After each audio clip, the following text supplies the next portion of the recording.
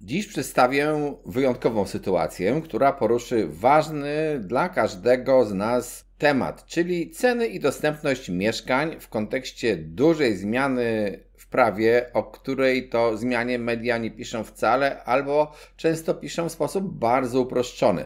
12 marca tego roku Parlament Europejski podjął istotne zmiany w dyrektywie EPBD. To może mieć duży wpływ i będzie miało na rynek nieruchomości. Zmiany te mogą znacząco podnieść koszty budowy nowych mieszkań, mogą także wymagać od właścicieli starych budynków przeprowadzenia często bardzo kosztownych remontów, termomodernizacji. Jak te regulacje wpłyną na dostępność mieszkań, jakie mogą być długoterminowe skutki dla rynku nieruchomości, o tym wszystkim dowiesz się oglądając tę audycję.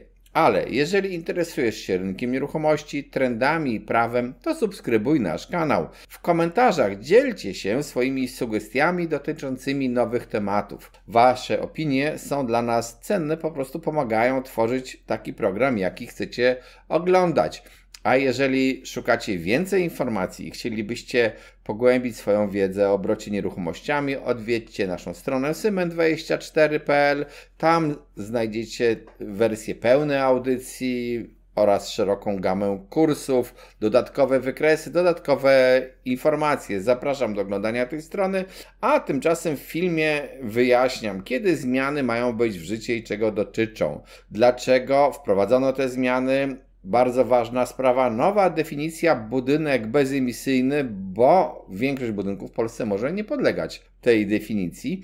Ubóstwo energetyczne, minimalne normy charakterystyki energetycznej i klasy energetyczne budynków, bo tu też wielkie zmiany, zaraz będą też w Polsce i jak te zmiany też wymuszające zmiany w robociznę, w urządzeniach, w zapotrzebowanie na materiały wpłyną na ceny mieszkań i domów. Zacznijmy od tego, że zmiany mają wejść w życie prawdopodobnie niedługo. Tę decyzję Parlament Europejski podjął w głosowaniu 12 marca 2024. 370 parlamentarzystów było za, 199 przeciw. Teraz musimy poczekać na oficjalną akceptację przez Radę Europejską, która prawdopodobnie to zatwierdzi wkrótce. No i jak dyrektywa zostanie opublikowana, to zacznie obowiązywać 20 dni później. Z pewnością wpłynie to znacząco na rynek nieruchomości, a w skrócie najważniejsze zmiany polegają na tym, że nowe budynki publiczne mają spełniać wymagania dyrektywy od 1 stycznia 2027, a pozostałe budynki od 1 stycznia 2030. Co więcej, zaleca się również dostosowanie do tych wymagań starych budynków, a te będą wymagały potężnej termomodernizacji. I jeżeli chodzi o budynki mieszkalne, czy to wielorodzinne, czy jednorodzinne, to zauważmy, że mamy rok 2024, a mówimy, że zmiana zacznie obowiązywać od 2030, czyli tak naprawdę już niedługo. Ponadto nakazuje się stopniowe ograniczenie finansowania czy też wspomagania zakupów urządzeń wykorzystujących paliwa kopalne. Są tu pewne wyjątki. Generalnie ma to zacząć obowiązywać od 2025 roku. No i też zakłada się odejście jako rekomendację w 2040 roku od właśnie wykorzystywania paliw kopalnych. Istotnym elementem jest również wprowadzenie obowiązku instalacji paneli słonecznych, kolektorów, paneli fotowoltaicznych na dachach nowych lub remontowanych budynków pod warunkiem, że instalacja taka jest ekonomicznie uzasadniona. W dalszej części filmu wyjaśnię, jak ta zmiana wpłynie na rynek nieruchomości, ceny mieszkań i domów, ale najpierw dla lepszego zrozumienia tematu opowiem trochę dokładniej, do czego będziemy zmuszeni nową dyrektywą. Jeżeli uważasz, że wiesz, co ta dyrektywa oznacza, to przeskocz do czasu pokazanego na ekranie. Ale sugeruję jednak, że może warto sprawdzić, czy Twoja wiedza oparta na doniesieniach medialnych jest właściwa. Dlaczego wprowadzono te zmiany?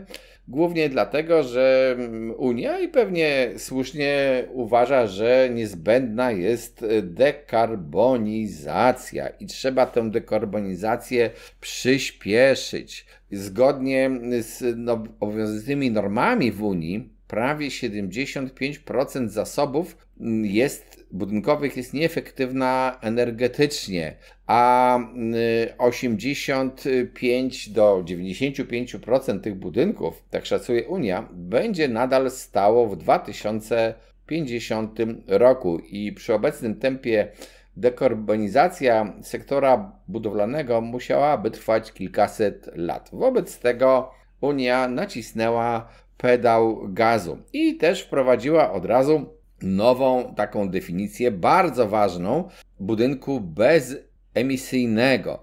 I co to jest budynek ten bezemisyjny? Jest to budynek o wysokiej efektywności energetycznej, który wykorzystuje minimalne ilości energii, a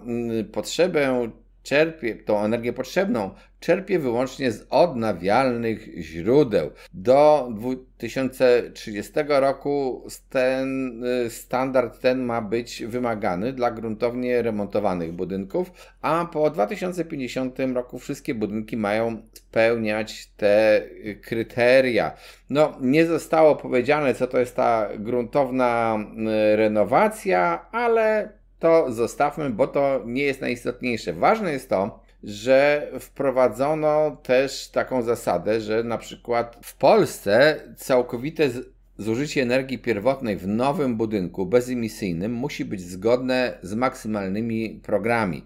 I te progi wynoszą: dla budynku mieszkalnego to zużycie musi być mniejsze niż 65 kWh na metr kwadratowy na rok, a dla biurowego mniejsze niż 85 kWh na metr kwadratowy na rok. Zapamiętajcie sobie tę liczbę 65 kWh z metra kwadratowego na rok. 65 to jest to liczba klucz.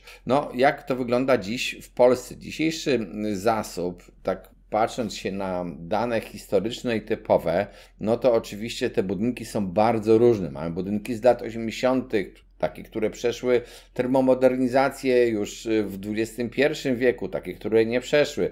Ale dla domów jednorodzinnych można powiedzieć, że takie zapotrzebowanie waha się tak mniej więcej od tych 100 kWh do 300, a nawet więcej w tych starszych budynkach. Te budynki wielorodzinne, mieszkania mają trochę lepsze wskaźniki, bo wspólne ściany redukują na przykład utratę ciepła, ale też warto pamiętać, że takie maksymalne wartości energii pierwotnej, czyli rocznego wskaźnika obliczeniowego zapotrzebowania na nieodnawialną energię pierwotną do ogrzewania, wentylacji i przygotowania ciepłej wody wyglądały według norm mniej więcej tak. Od 1 stycznia 2014 to było 120 kWh. To jest więcej niż 65 kWh z metra kwadratowego na rok. Od 1 stycznia 2017 to było 95 kWh na metr kwadratowy na rok. Od 1 stycznia 2021 to było 70 kWh na metr kwadratowy na rok. Co w praktyce oznacza, że jeżeli teraz chcemy wprowadzić te 65 kWh na metr kwadratowy na rok, to oznacza, że nawet te stosunkowo niedawno budowane budynki przekraczają te normy, już nie mówiąc o tych starszych budynkach. Ponadto budynek bezemisyjny nie może generować w miejscu, w którym stoi, żadnych emisji dwutlenku węgla z paliw kopalnych i tutaj jest taki mały wyjątek, że jedynie w przypadku, gdy ze względu na charakter budynku lub brak dostępu do, jak się to nazywa, społeczności energetycznych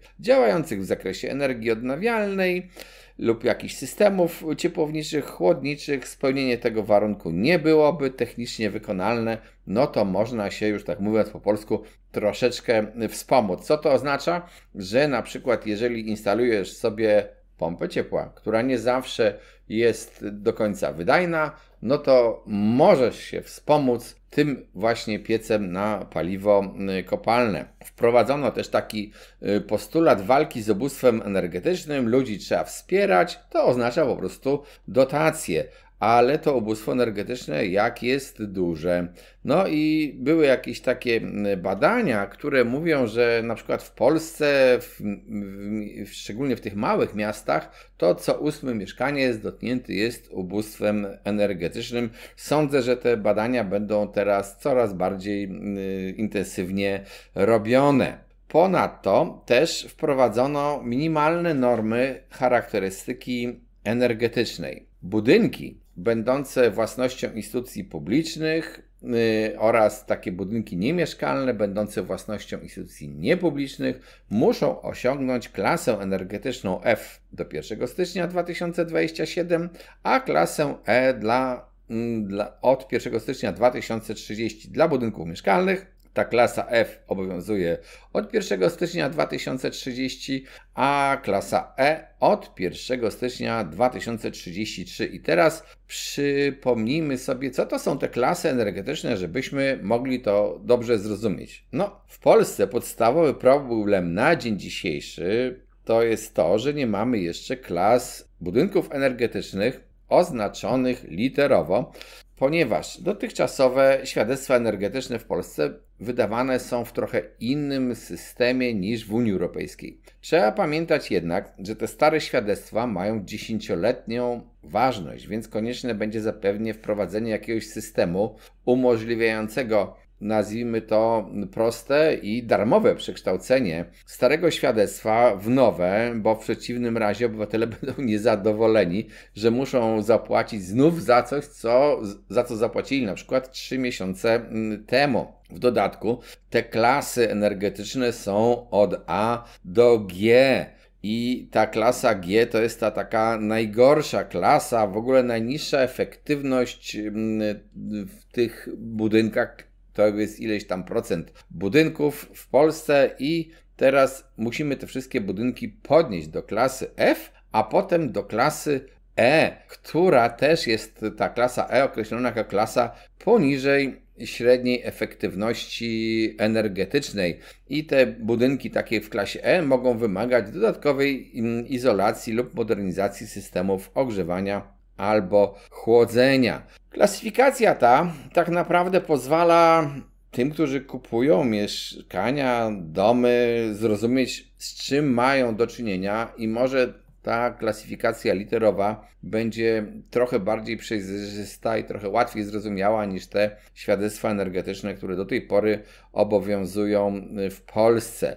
Ale też trzeba powiedzieć, że ta zmiana klas energetycznych, i to określa właśnie rozporządzenie Unii, nowe klasy energetyczne od A do G mają lepiej odzwierciedlać cel bezemisyjności, który ma być osiągnięty w 2050 roku. I ta klasa A to ma być dla budynków bezemisyjnych, a klasa G dla 15% najgorszych budynków w każdym kraju. To oznacza, że w Polsce na podstawie jakichś badań musimy wyznaczyć grupę tych 15% najgorszych budynków, tych zużywających najwięcej energii pierwotnej i te w ogóle nie wiadomo, co z nimi zrobić, tak naprawdę. No, poza tym też na przykład Unia domaga się, trochę inaczej niż to jest dzisiaj, że ważność świadectw energetycznych dla budynków w klasach od D do G, czyli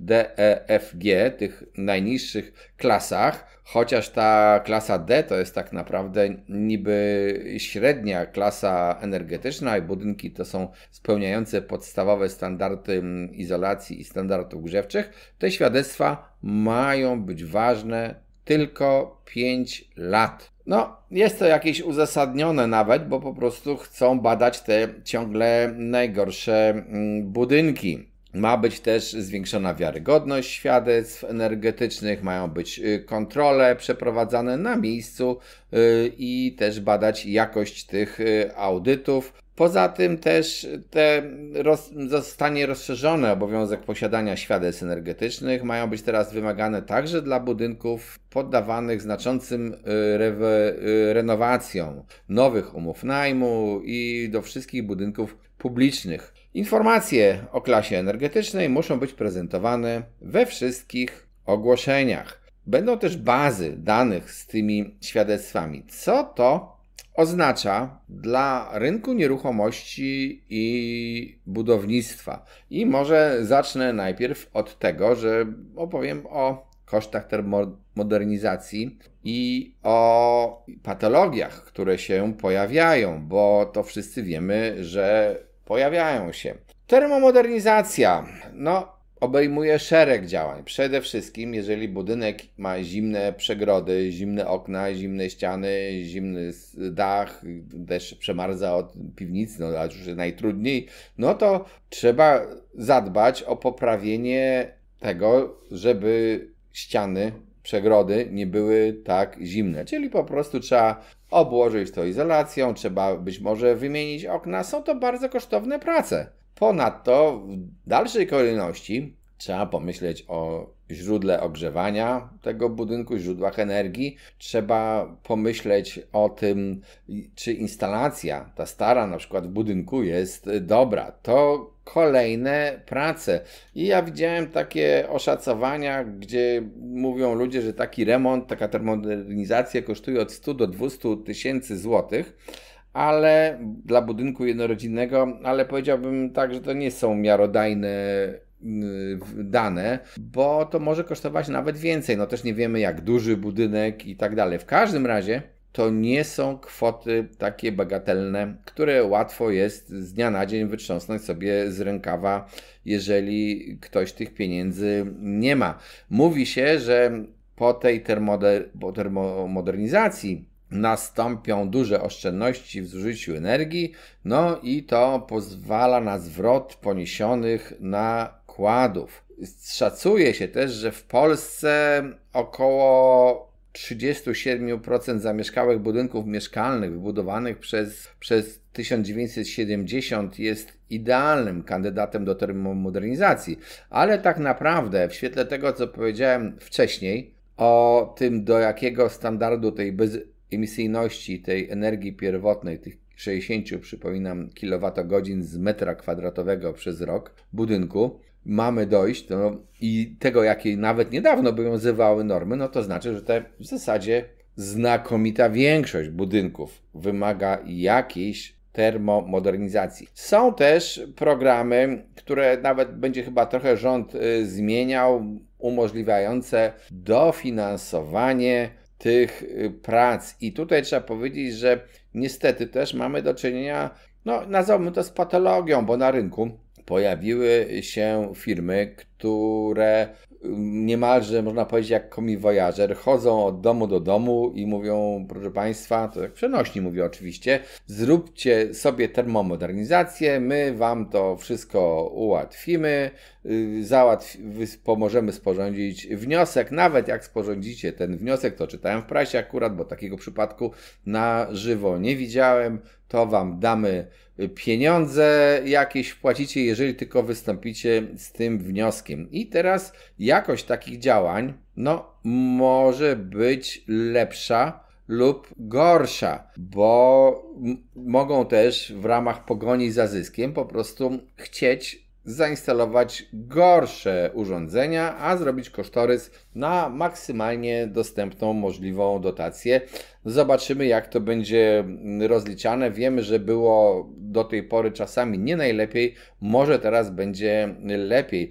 Też trzeba zastanowić się, czy te programy pomocowe mają mieć jakieś kryteria dochodowe. Przy cenach, o których wspomniałem wcześniej, tej termomodernizacji, no to nawet dla ludzi o przeciętnych zarobkach w Polsce na głowę mogą być to roboty nie do wykonania bez jakiejś pomocy. Czekamy, ministerstwo ma zamiar wprowadzić, zapowiada w każdym razie aktualizację programu Czyste Powietrze. Zobaczymy, jak to będzie.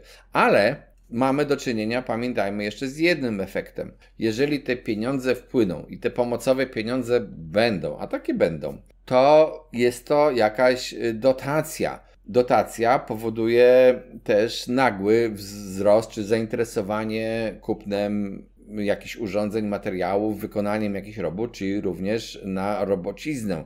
Powstaną nowe stanowiska pracy, ale też ten rynek nie jest z gumy. Nie ma w Polsce nagle możliwości wzrostu, że będzie więcej fachowców od montażu jakichś instalacji, jakichś urządzeń, a jeszcze trudniej jest nagle zwiększyć liczbę dostępnych materiałów, urządzeń, bo pamiętajmy, że w tej kolejce do tych samych fabryk, które znajdują się czasami nawet nie w Europie, tylko na przykład w Chinach, staną inne państwa europejskie. Programy rządowe zawsze mogą zachęcić do inwestycji, ale zachęcają do inwestycji, czyli tworzą też nowy popyt. Popyt na coś powoduje po prostu wzrost cen i napięcie w łańcuchach dostaw. Krótko mówiąc, ten wzrost zapotrzebowania na materiały ma zarówno takie skutki negatywne i pozytywne.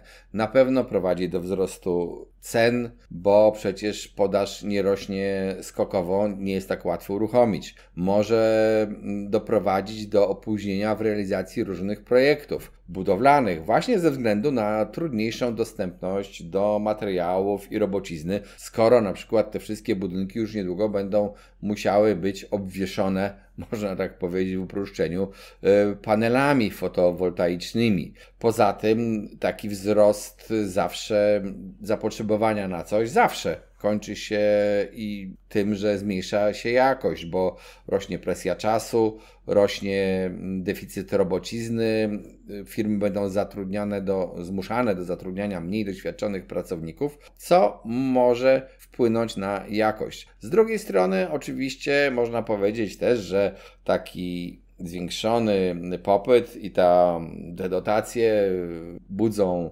jakąś innowacyjność, efektywność, szukanie nowych rozwiązań w metodach pracy, no ale to zwykle w dłuższym zakresie. To, co mamy do czynienia w takim krótkim okresie uderzeniowym, to możliwość również pojawienia się spekulacji na cenach materiałów budowlanych, na przeciążeniu dostawców i wykonawców właśnie tych robót zbyt wielką ilością zamówień.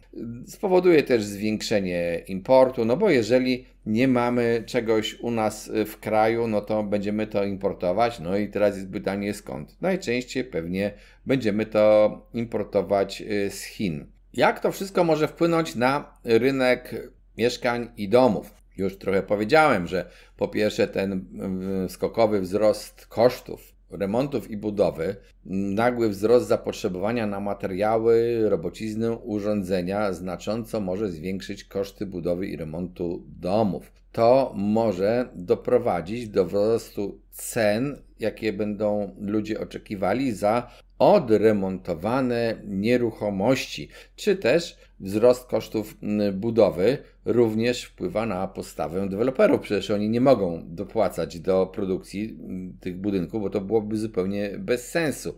No dobrze, ale czy to się spotka z możliwościami popytu? O tym jest za chwilę. Na przykład przecież może się zdarzyć tak, że banki będą ograniczały kredytowanie. Mogą być banki niechętne do finansowania budynków o niskiej efektywności energetycznej, co może się objawiać albo odmową kredytowania, albo wyższym oprocentowaniem. To ograniczy dostępność finansowania, bo przecież u nas wiele osób kupuje na kredyt i może to zmniejszyć też popyt na mniej efektywne energetycznie nieruchomości, czyli będzie nam się rynek jeszcze bardziej rozjeżdżał. Tych osób biedniejszych, których już dzisiaj nie bardzo stać na zakup mieszkania, czy też budowę domu, no ale teraz jeszcze będą się spotykały z jeszcze mniejszą chęcią banków do wspomagania im w zakupie, a z drugiej strony będą te osoby bogatsze, które będzie stać na te lepsze energetycznie nieruchomości. No, rynek nam się będzie jeszcze bardziej rozjeżdżał, co nie do końca i nie zawsze jest dobre, bo też trzeba pamiętać, że w rynku nieruchomości liczy się masa, a ta masa potrzebujących to najczęściej są ci właśnie, z mniejszymi portfelami. Też może być też tak, że większa uwaga będzie nabywców zwrócona na efektywność energetyczną. Kupujący będą coraz bardziej się na to patrzeć i nawet jak ich będzie stać na ten lub inny budynek, no to będą unikali tych o niższej klasie, co znowu będzie kolejnym czynnikiem rozjazd cen jednych nieruchomości i drugich. Podobnie zresztą mogą myśleć najemcy, bo najemcy również mogą zwracać uwagę na tą klasę, zwłaszcza jeżeli będą obciążani kosztami płacenia za energię w danej nieruchomości, co też jest ważne dla wszystkich, którzy na przykład inwestują w kupowanie czy też budowanie nieruchomości, mieszkań pod wynajem. Co może zrobić wpływ dotacji na termomodernizację? Tak naprawdę może on zachęcać do przeprowadzenia termomodernizacji, ale te zachęty, takie dotacje zazwyczaj są tymczasowe i mogą zaburzać rachunek ekonomiczny prowadzący do nietrafionych inwestycji. I tu nawet Unia na to zwraca uwagę, bo ona też zwraca uwagę, że trzeba rozważać zasadność, ekonomiczną opłacalność wykonania jakiejś inwestycji, biorąc pod uwagę rozmaite czynniki. Ponadto mogą się pojawić, jak już powiedziałem wcześniej, firmy oferujące pomoc w uzyskaniu dotacji, przez co inwestorzy będą mniej zwracać uwagę i też mniej przykładać się do weryfikacji kosztów termomodernizacji, co może prowadzić do po prostu nieracjonalnych wydatków. Zresztą tak mieliśmy chyba niedawno wiele przypadków opisujących, kiedy ludzie namawiali mieszkańców na montowanie pomp ciepła, a budynek był tak zimny, że zainstalowanie w nim pompy ciepła mogło się kończyć wręcz stratami zamiast zysków. Poza tym jest możliwy rozdźwięk między kosztami budowy a cenami sprzedaży. To jest tak na świecie, że z jednej strony jak coś budujemy, to są jakieś koszty, ale to nie znaczy, że popyt zaakceptuje wszystkie koszty, bo popyt to jest oczywiście potrzeba posiadania, ale musi być poparta posiadaniem pieniędzy. I jeżeli ta strona popytowa będzie mieć mniej pieniędzy, no to może się okazać, że po prostu w pewnym momencie te koszty budowy nowych mieszkań, czy też koszty sprzedaży budynku, domu na przykład jednorodzinnego po termomodernizacji, te koszty termomodernizacji będą tak duże, że po prostu nikt nie będzie chciał kupić tego właśnie starego budynku, nie będzie go na to stać. Zresztą ja powiem szczerze, że ja takie przykłady z życia znam, gdzie ktoś wyremontował budynek, stary budynek, przeprowadził doskonały remont, naprawdę tam zostały wymienione ocieplenia, były instalacje, wszystkie elektryczne też, wszystko zostało wymienione, ocieplone, okna i tak dalej, remonty łazienek, wszystko. Oprócz tego, że bryła budynku pozostała taka, jaka była i ten budynek był po prostu demode i nikt nie chciał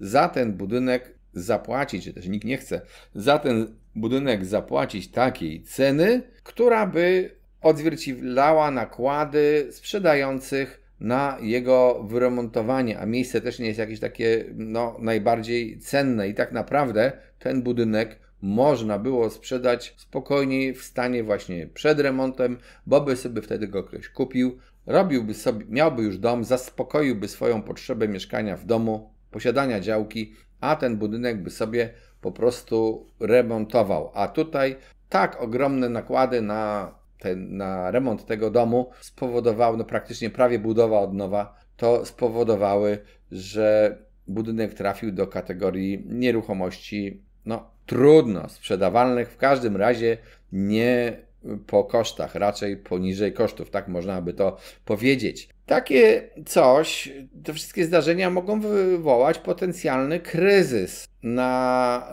rynku mieszkaniowym, bo właśnie rosnące koszty budowy, ograniczanie być może finansowania, dostępu do finansowania, rozdźwięk między oczekiwaniami nabywców i najemców a klasą oferty, no to wszystko może doprowadzić do zmniejszenia liczby transakcji, a nawet spadku cen. Tak jak powiedziałem, ceny i koszty to nie jest to samo, szczególnie w segmencie nieruchomości o niższej efektywności energetycznej ten spadek cen może następować. Wniosek jest ten, że to rozporządzenie, ta dyrektywa może wpłynąć na różne segmenty rynku nieruchomości i może potencjalnie prowadzić do zmian strukturalnych i cenowych na rynku mieszkań i domów. Poza tym pamiętać trzeba, że wszelkie dotacje, czy to państwowe, unijne, jak zwał, tak zwał,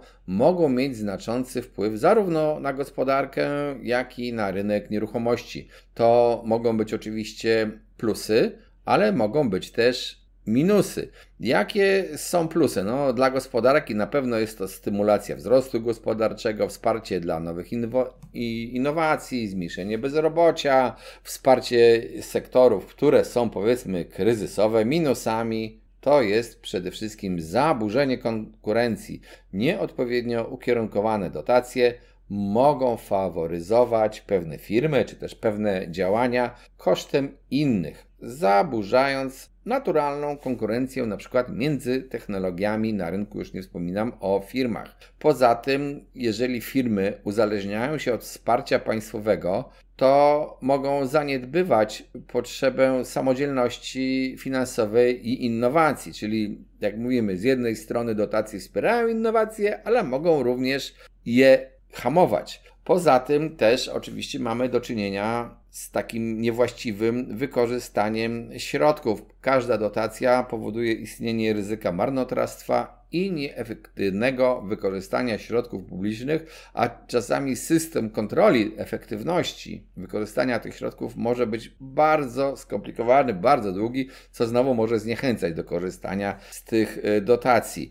No, dla rynku nieruchomości to z jednej strony dotacje na te remonty na pewno ucieszą firmy, które zajmują się termomodernizacją oraz niektórych tych budowlańców, którzy właśnie związani są z instalacjami, z tymi wszystkimi czynnościami związanymi z oszczędnością energii, także tych, którzy instalują ładowarki do samochodów elektrycznych, bo to również obejmuje ta nowa dyrektywa, czy też zmieniona dyrektywa. Może to oczywiście spowodować poprawę jakości mieszkań.